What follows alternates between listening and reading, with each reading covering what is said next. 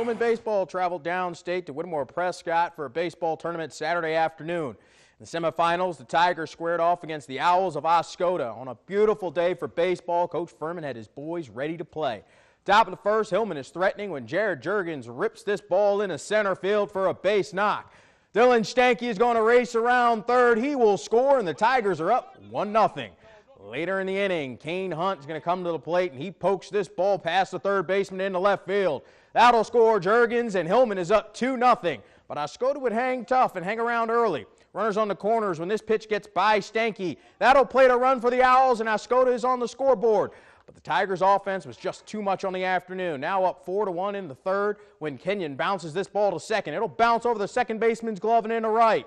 That'll plate 2 more runs. Hillman would go on to continue the hit barrage. They knock off Oscoda 11-2. Hillman would go on to win the tournament championship game 12-9 over Whittemore Prescott.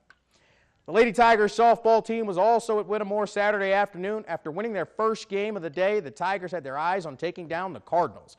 Bottom of the first, and Hillman would get on the scoreboard first as Caitlin Lydell's pitch gets by the catcher. Morgan Dove will race home, and Hillman is up 1-0.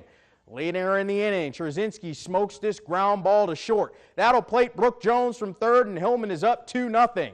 Searching for more in the second when Vanessa Shook goes shopping at the gap. That ball will split the outfielders and bang up against the fence. Olivia Smith will race around third and score. Hillman is up 3-0 early. Now up 5-0 when Trzynski lifts this ball into right field.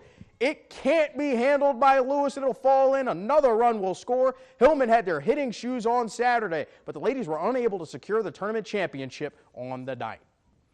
After Friday afternoon's victory against Valpo, the Lady Wolverines had their eyes set on Miami of Ohio. A win Saturday would give Michigan softball an opportunity to control its own destiny in their NCAA regionals. And a gorgeous day for softball, the Lady Wolverines would pick up right where they left off Friday. Early in the ball game, Megan Betza was dealing. Here she gets the punch out on the off-speed pitch. Later in the ball game, she gets a little help from her defense as Aiden Falk makes this great catch in front of the netting to end the inning. Betza pitches 5 scoreless innings. In the fourth, Michigan's bats awaken. Base is juiced for Sierra Lawrence, and she bounces this ball over the head of the shortstop and into left field. Christner will score. Montemorano will score, and Michigan is up 2-0. In the sixth, runners on first and second when Sierra Romero smokes this ball into left field. Abby Ramirez is going to try and score from second. The relay is not in time, and the Wolverines are up 3. Later in the inning, bags full of Wolverines when Aiden Falk lines this one past the diving attempt of McCarva and into right field. 2 more runs will score as Michigan holds serve and defeats Miami of Ohio 6-0. Michigan will hit the field Sunday afternoon at 2 p.m. versus Notre Dame. Both Michigan and Michigan State baseball programs were in action Saturday afternoon. Unfortunately, they both came out on the wrong end of the score sheet. Michigan drops their contest to Illinois 6-3. Michigan falls to 35-19 on the season. Johnny Slater was 3 for 4 on the afternoon for the Wolverines. Michigan State falls to Maryland on senior day 6-4. State is now 34-18 on the season. Dan Durkin was 3 for 4 on the afternoon for Sparty.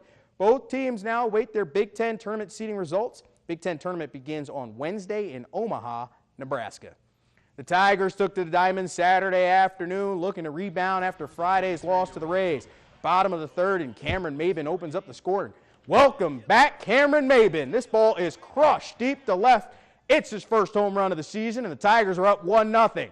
Top of the sixth, and the Rays tie the ball game when Evan Longoria smokes this Michael Fulmer offering just over the wall for a solo shot, and we are all tied. Bottom of the seventh, and the home run derby continued. James McCann enters the launching pad. He goes bridge work off of Drew Smiley. It's his first of the season, and it couldn't have come at a better time. Detroit back out front 3-1. Later in the inning, and hey, hammer don't hurt him. J.D. Martinez goes Oppo Taco, his 9th of the season, and Detroit is up 5-1. Top of the 8th, and here come the Rays. There's 2 aboard for Brad Miller, and he goes shopping at the gap. This one will roll all the way to the wall. Kurt Casale will score. Here comes Brandon Geyer. He will score all the way from first, and the Rays are back within 2. It's white knuckle time for the Tigers bullpen. It's a 5-4 game in the top of the 9th when K-Rod gets Kurt Casale to bounce out the third, and that would be your ball game. Woo! It wasn't easy, but Detroit can hang that one in the win column. And in the words of Dick Enberg, oh my. Detroit and Tampa Bay will meet Sunday for the conclusion of this 3-game series. 2016 running of the Preakness Stakes was hosted at Pimlico Raceway Saturday afternoon. Kentucky Derby champion Nyquist came into the Preakness as the odds-on favorite to win the second leg of the Triple Crown. But the race would not be simple. Rain and sloppy track conditions were in store for the favorite, not to mention a full field of horses and jockeys with upset on their mind. To Pimlico Raceway we go, where Larry Comas had the call.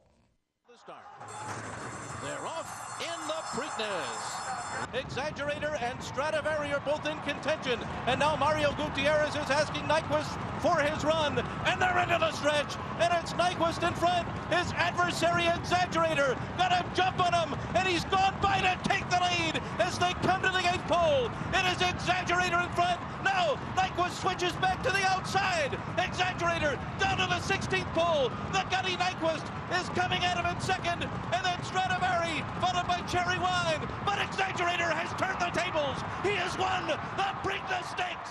It was very close. Exaggerator comes from behind to defeat Nyquist. Exaggerator is your 2016 Preakness Stakes champion.